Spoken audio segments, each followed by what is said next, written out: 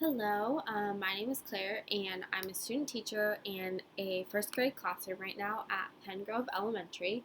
I'm there a couple days a week, but I'm able to see and work with my mentor teacher about utilizing the accommodations and modifications for the students that need to do so. Um, it's very evident that a couple of the students go to a speech therapist a couple times a week, the days that I'm there.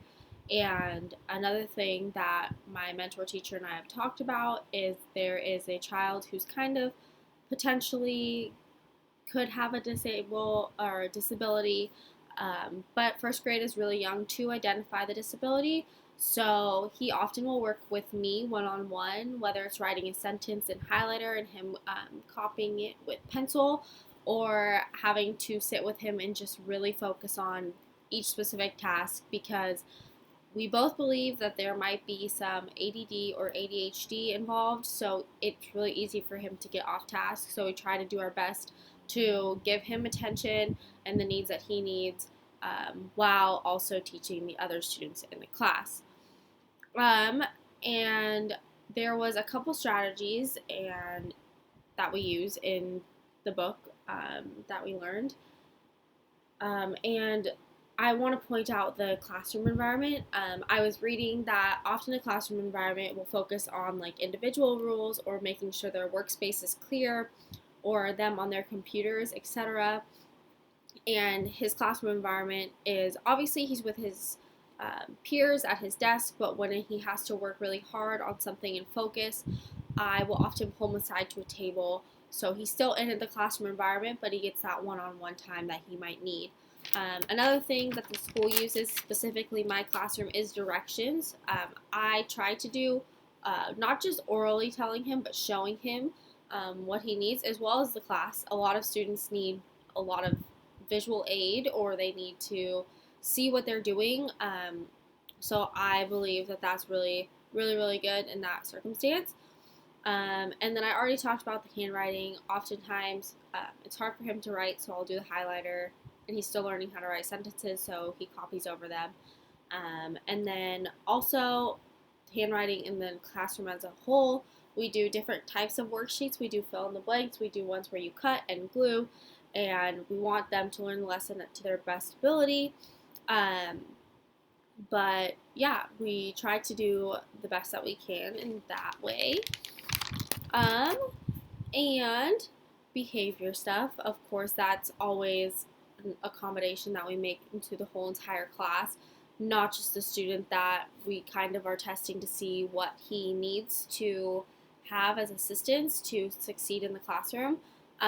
We try to ignore some of the behavior that is constant but is not super distracting to the class where it's just a little distracting. We might remind the students, please sit in your seat. What do you need to be doing right now? Asking them questions, but we don't try to make it a big deal because if it's not seriously disruptive, as stated in the text, we don't want to make it a huge deal so that other students are getting off task as well by trying to listen to what's happening. Um, Another thing is we try to use shaping in the classroom with behavior because if there's something that a student is doing really well, the teacher that I work with, has hole punch cards and will give students a hole punch by stating that, oh, we like the way that so and so is sitting and looking at me, facing their bodies toward me, ready to learn. They will get a hole punch and please do what you need to be doing. And all the students want to get hole punches, so it is an incentive system, but we are shaping their behavior by having other students have the positive behavior almost as a model, but also as an incentive, as I said before. And we try to do different cues for all the students. We'll do attention getters, we'll do visual cues with like pictures and words, and then we also will do physical cues as well. We try not to like give them too much information, even though yes, they are young, but we want them to learn for themselves and them to figure out what they want to learn as a student as a whole and where they need to develop and still learn for themselves. So we don't want to overprompt, and I know that's really important not to overprompt.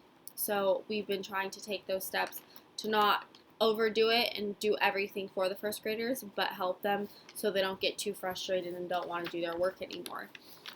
I believe there could be additional strategies that could be used that weren't stated in the book, um, because it is hard to take that one-on-one time for students. If I wasn't a student and teacher in the class, my teacher wouldn't necessarily sit down and work one-on-one with the kid who needs a little extra help. With that being said, I think that not just an aid, but maybe if there was something that enticed the students to want to listen and to want to do something, whether it was listening on their iPads, because all the students have iPads, or watching a little video on how to do it to make it more exciting. Sometimes it's just really monotonous to give oral directions, and I've seen that first in first graders. They need to be moved around a lot. They need to be learning in different ways. So I think that these strategies could really help. And in my future classroom, I really want to work with third and fourth graders because it's a really great age where they still are challenged, but they are developing a little bit more than kinder and first grade and second grade.